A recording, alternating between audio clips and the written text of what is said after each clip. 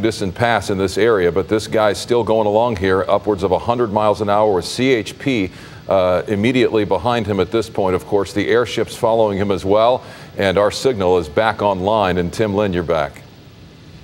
Yeah, you can see him here still northbound on the 14 freeway coming up on the 138, which is the next intersection cross he'll have here. He's holding that center divider, CHP behind him in that white SUV. Keeping a close tabs on, but not getting too close. You see right there, because every time they get close, he starts brake checking and really causing an issue. But like I was saying, we're coming into the area where folks are getting off the freeway, slowing down to get off the 14 in the Antelope Valley, Lancaster, Palmdale area here, going northbound on the 14. And so we're encountering some slower traffic. As you see him going right back there, he's slowed down a little bit here. I'm down to about 90 miles an hour here as I pace him in Sky 5. And he's holding lanes but not making too many wild maneuvers. The ground was very slick coming up the hill there as he came over the crest. The freeway now somewhere on a surface street in Palmdale. Off at Avenue N. N is in Nancy. Coming off to the bottom here. Let's see which way he goes. He's making that left-hand turn. That's going to bring him back around and take him back towards the freeway.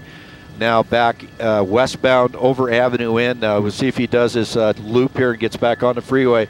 But no, he's past that. He's into the surface streets here in the Lancaster area, working along now. These streets are very small, two-lane highways. Wrong side of the street, head on. Oh, man, almost got that car as he continues around here, moving his way westbound on Avenue N, pushing around traffic. Cars are pulling over because they see the CHP right behind him. And now coming up to the next four-way stop as he approaches this. We'll see what he does when he gets there. And on brakes hard. You see a little bit of skidding there as he comes in, now making that right through the intersection. Luckily, nobody across traffic. And this is pushing up into the neighborhoods here, back westbound Avenue N. And like I said, once we get off the freeway, it gets very, very dangerous because now we're dealing with cross traffic. We're dealing with pedestrians and everything else that goes along with these surface streets. Very two-lane road here. He's going to have to pass some traffic he's coming up on. He got a car stopped as he blows along here, continuing on, and let's see if he gets by this car. He's by it, and now this is where these strips at this point. But they have a good opportunity here because it's very narrow streets, very tight streets as you go through. There's not too many turnoffs. Coming up the next intersection, blowing through on the green light. Just really ripping along here, passing traffic and passing through, passing people on the left, continuing on. LAPD still overhead with their air units. CHP, the lead car, Avenue N westbound, pushing its way up towards passing 30th is the street that he's on. So you folks familiar with the area. He went past 30th, wrong side of the street here, just going along, coming up on opposing traffic, getting back into the lane. Back into his own lane as he comes up to the next intersection, whipping his way through that intersection, not even slowing down. Now he's going to come up to another signaled intersection. And just, oh man, almost got that car on the brakes really hard. He's really pushing it by these cars, and it's not going to take much for him to lose control or collide with one of these slower cars right through that intersection in excess of probably 90 miles an hour as he comes along here, coming up on a very active intersection here. A lot of businesses around it as he approaches. We'll get the intersection for you in a second. Tim Decken working the camera as well as the moving map for me. And we're listening to the LA units overhead. Wrong side of the street, through the intersection, left turn here. Oh, spins out, comes around backwards. 50th Street, just spun out on 50th Street, and then CHP just rammed him, knocked him out of control. That CHP car is disabled. Now the other CHP units are going to kind of catch up with him, and we'll see what kind of damage is done to him. But we're on 50th now, back to the south from N. He took a pretty good hit on the rear there. He might have gotten a little bit of damage to that rear car as he spun out, coming around the corner there, but now continuing on N Street. That CHP car hit him very, very hard. That CHP car disabled. He's now turning into a neighborhood. This is a very tight little neighborhood. It might be gated community. It's a gated community here. Gated. Oh, now the gate comes open for him, and then he kind of goes through there. Now this is going to really turn into something different. He's into a housing complex here. Doors open. We'll see what happens here. One guy bailing out on foot, running with a bag or a jacket of some sort. Driver continuing on. two LA air units are overhead, so one's going to stay with that passenger that just bailed out, and now the other one's going to stay with the car. So that first guy's not going to get away. I can see they got the light on him, chasing him around, as well as get the sheriffs in here. So that's why LA County Sheriffs was in the area to help out with that type of situation. So one guy bails out, takes off running. The upper ship will take over, follow him. The lower ship will stay with the car. And now I'm here in LA County Sheriff's helicopter coming over to assist the LAPD helicopter with directions and to get people in there. But he's stuck in a community right here. He's not going to be able to get out. They had a gated community, so as you know, these are all locked in to where they can't really get out. So there might be a back gate here. He's going to try to push his way through. Yep, pushing out the gate here, back out onto the surface street. And we'll see where he goes from here. Well, he certainly knows where he is. I mean, if those gates opened for him just like that into this community here in Palmdale. Again, if you're just joining us, we've been on this pursuit now since about 5:20, and this has gone from Northridge all the way here now to Palmdale into this gated community where those gates open for him. And then when he was in, there was a second person in that car who bailed out holding something. We don't know if it's a jacket or a bag or what it was.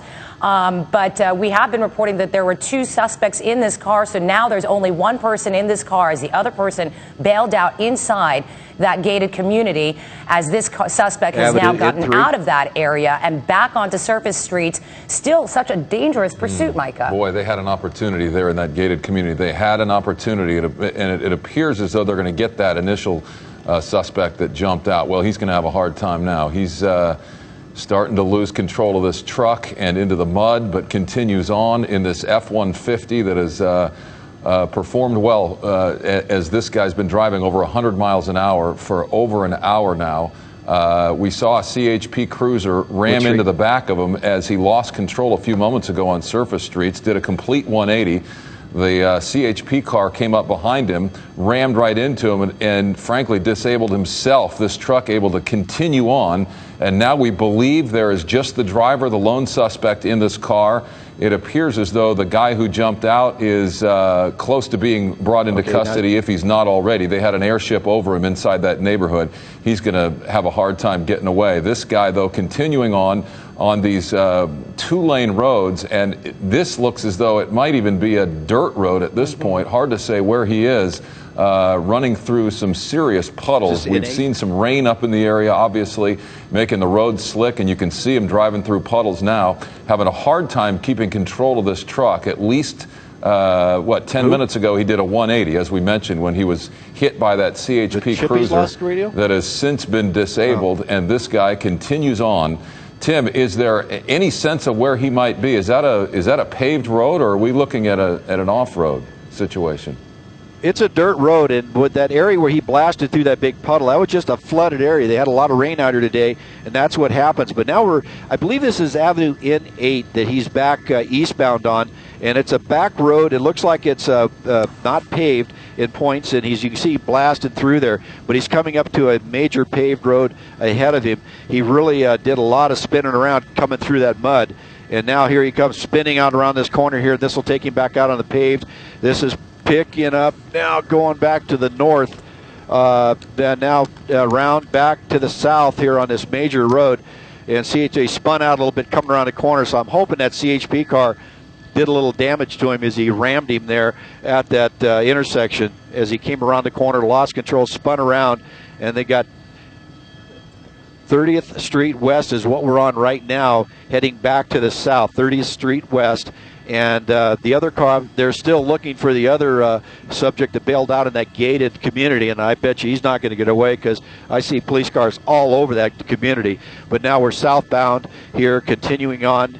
He's just moving right along with nobody out in front of him, but it's just a wild pursuit, and he's just all over the valley out here. So where he's going to end up, we don't know. It doesn't look like he has an idea unless he had an idea of what was in that community right there, but he came up to the gate, and normally they just blast through the gate, but he luckily stopped and waited for them to push through and let that gate open, and then he went out, and then he popped out a gate on the east side of that complex and worked his way out that way. So unbelievable how this guy is working his way along here.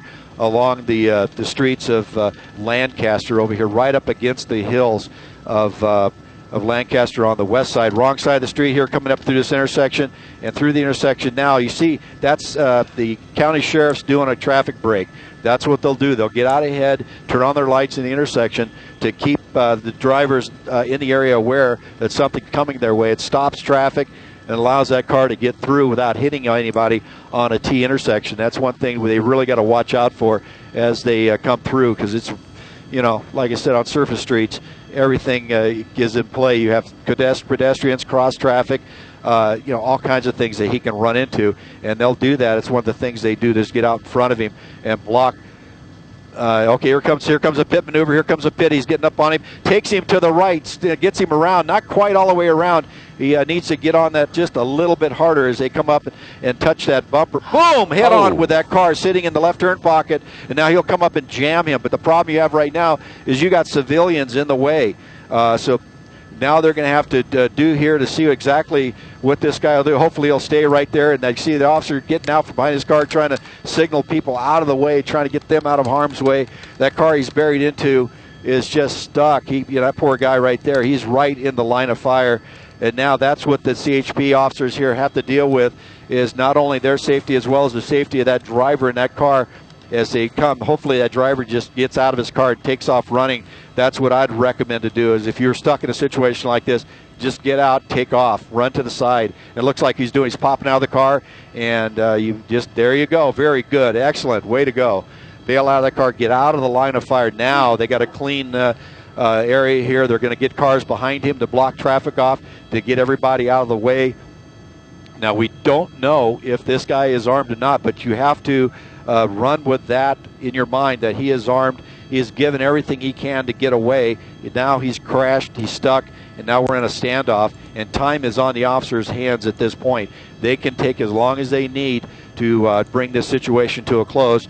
And now they're just trying to control the area. You see the county sheriff's unit coming in behind, blocking traffic, and up ahead they have units up ahead trying to block traffic off ahead to clear off that street.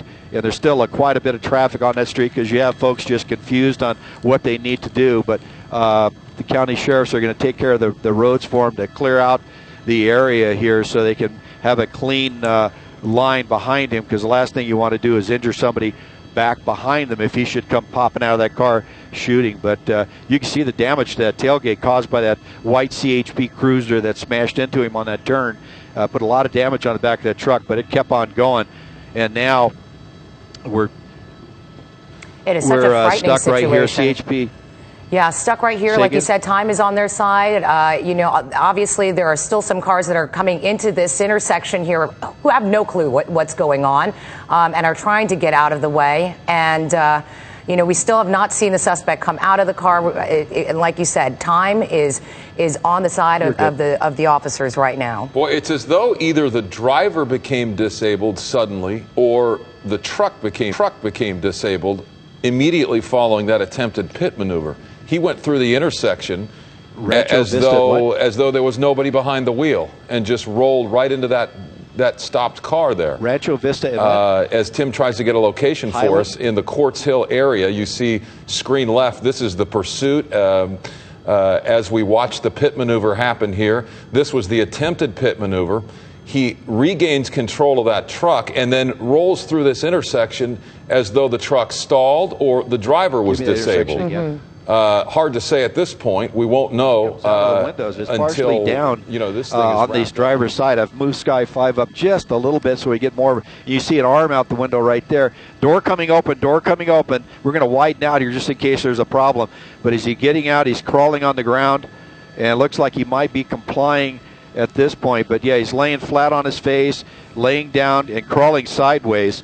So at this point, we'll see what he does. It looks like he's giving up, crawling towards the officer, which I'm sure they're not directing him to do. Normally you would have him stand up and walk backwards towards you, but he is crawling backwards. Maybe he's injured from this crash, who knows. But kind of doing a weird crawl backwards here. Looks like a male with a black t-shirt, short black pants on, black shoes. And we're staying wide just in case something happens here, because we don't want to put anything on TV that may be an issue. But right now it looks like he's trying to comply, working his way back towards the officers. You can see the officers are not in any hurry to rush up there and grab him.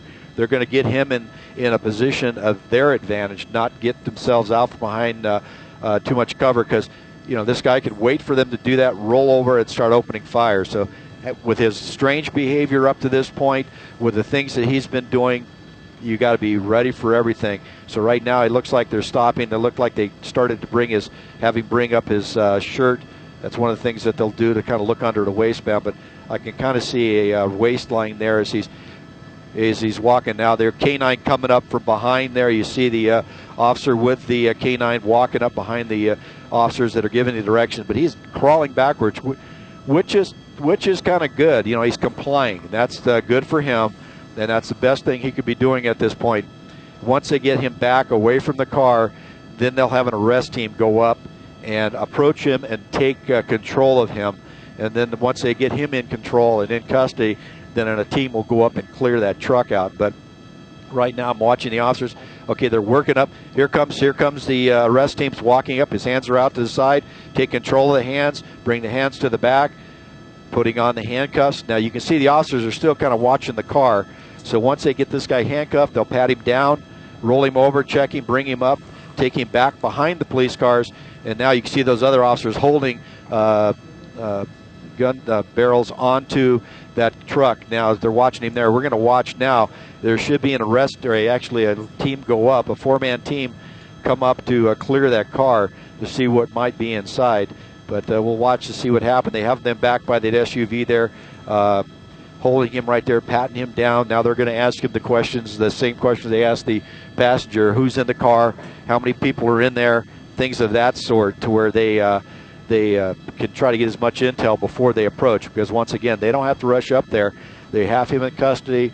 They don't want to get any officers hurt at this point, because they pretty much have it contained and ready to get shut down. But right now you can see them back there to the rear of that SUV, talking to the subject, trying to get him information from him on what's going on in that car.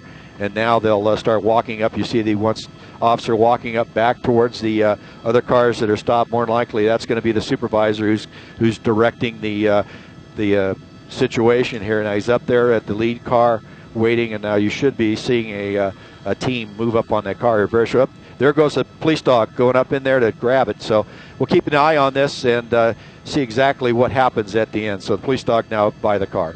A dramatic high-speed pursuit. This driver wanted for reckless driving, in custody tonight. Both individuals in that truck in custody, and this pursuit has come to an end. For Tim Lynn and Sky 5 and all of us here at KTLA, I'm Micah Ullman reporting the latest on all of this and the rest of the day's news tonight on the news at 10 and 11.